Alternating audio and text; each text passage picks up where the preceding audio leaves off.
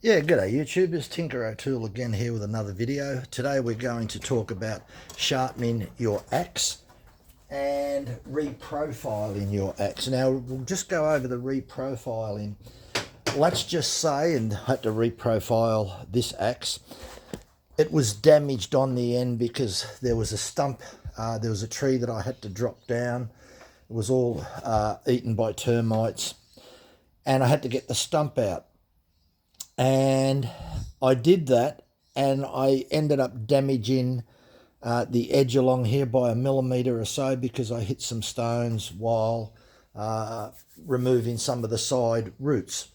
So what I had to do was take it over onto this bench grinder and use this edge of the wheel to probably take about 1 millimetre off the axe. So then I end up with a 1 millimetre wide ridge, and that means it has to be all profiled again.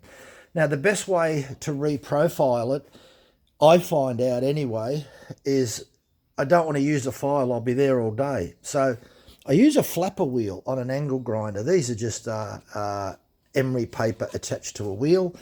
Put it on the angle grinder like this. Two ways of doing it. You can do it this way. This way is not too bad, or you can mount it on a bench and clamp it down and then proceed to do it this way. It's probably a good idea, if you haven't done this before, that you practice on a piece of metal. You want an edge. Now this is going to be the edge that... just lock that up. Okay, now the edge that you want is roughly about anywhere from 10 to 12 degrees, but we'll stick with 10 degrees because I'm going to put about a 2.5 degree micro bevel on here. So if we stick with a 10 degree angle on each side, that's 20 degrees, and we'll put about a 2.5 micro bevel with a stone on it. The axe at the back, the splitting axe, is called a Estwing, this one here. This one here has a 40 degree angle on there, 20 degrees either side. Doesn't have a micro bevel. That's just ground straight in the factory. No micro bevel on that. So not everyone uses a micro bevel, but I'd prefer to, because I'm going to dress this up using a stone, a little stone like this that's one side is coarser and one side is finer. Now I'll just grab a pair of leather gloves.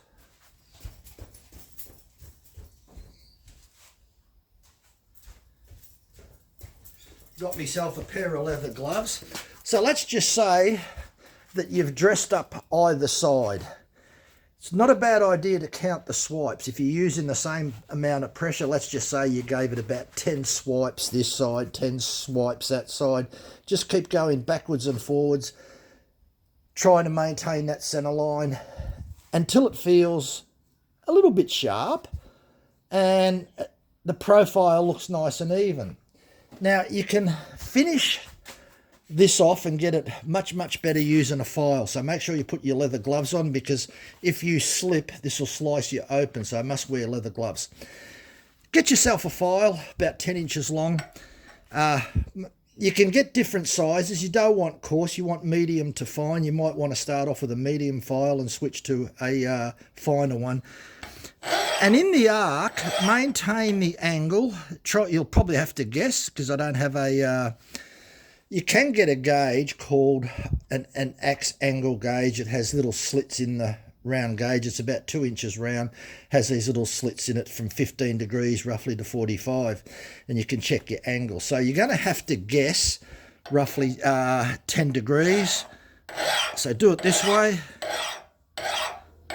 Count the number of strokes, flip it round the other side, count the number of strokes, go backwards and forwards until you see that nice edge on here, roughly about 10 millimeters we've got there. And feel it. You should be able to get it pretty sharp with a file, especially if you've got a fine file. The finer the file, finish off with a fine file. And the file will smooth this edge out really good.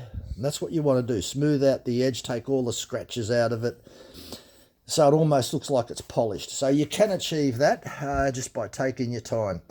Some of these professional axemen can spend up to 6 hours before they go. Let's just say they've got a competition on the weekend. During the week, they could spend up to 6 hours sharpening their axe. Yeah, that long. So once you feel that that's fairly sharp, and you can do that with your finger, then you need to get your oil stone. Just a couple of, so I'll put that on the coarse side first and have this circular motion.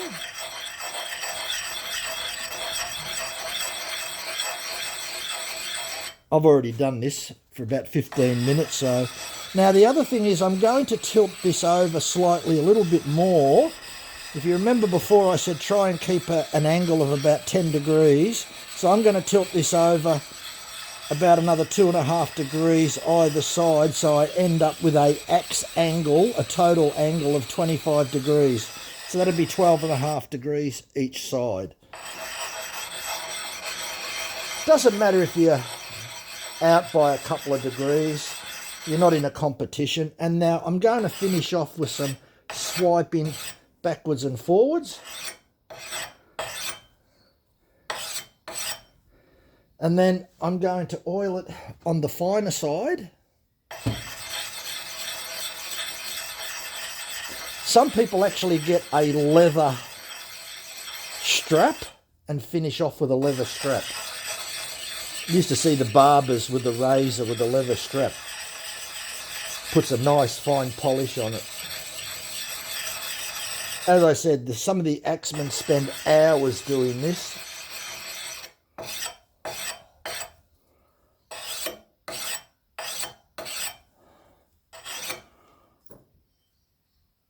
That's not bad. Let's give it a few more.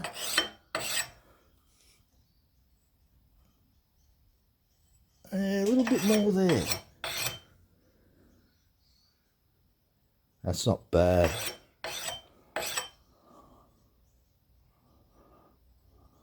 Yeah,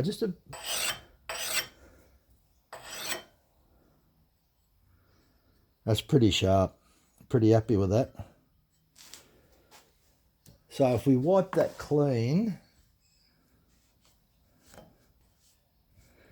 Now the other thing about most axe heads, the metal is generally high carbon steel, and they generally manufacture them with a hardness of about between 50 and 55 Rockwell. That's not bad. Could be sharper, but I'm not in a competition, and it's only for the garden. So if this demonstration here is just to show the home handyman how to sharpen your axe and how to maintain it using a file and mainly addressing stone. The refacing that I showed you before is if you hit stones and this gets damaged. So hopefully you don't have to reface it. The only other thing that I would say about some axes is that they are tapered like that, but some, as they get down towards the point, have a little bit of a convex on them. Some believe that it actually works better like that. So in other words, it comes down on an angle, but then it bends around a little bit. And if you have to reface your axe, like let's just say it was a brand new axe and you've had it for a while and you damaged the edge a little bit, you've got to take 1 millimeter off it. Have a look at the axe, and when you're using the dressing wheel, if it's slightly convex, meaning, as I said, that it comes around, rather than a straight point, it bends around like that, then try and use the flapper wheel and try and maintain that shape. So if it is convex, you're going to have to do very light strokes and just try and maintain the profile. Best advice I can give you is take your time, go slow. Don't get the flapper wheel and just start going crazy over the axe. You'll ruin the finish, the shape. Just do it nice and light, take your time, count the strokes, try and do it nice and even. Try and keep the same speed, the same angle. Don't rush in there. So don't go backwards and forwards. Try and do strokes like that, like you do with a file. And try and, because you'll find out if you maintain this angle constantly, you'll get a much better finish. You start going backwards and forwards or up and down, it'll be all over the place, and then it'll be a disaster. So keep that in mind. Take your time. Do the directional strokes rather than up and down or backwards and forwards. So keep that directional stroke like that, and you'll find out you'll end up with a nice sharp axe, which will be good for around the home. Look, thanks for watching. Give us a thumbs up. Bye for now.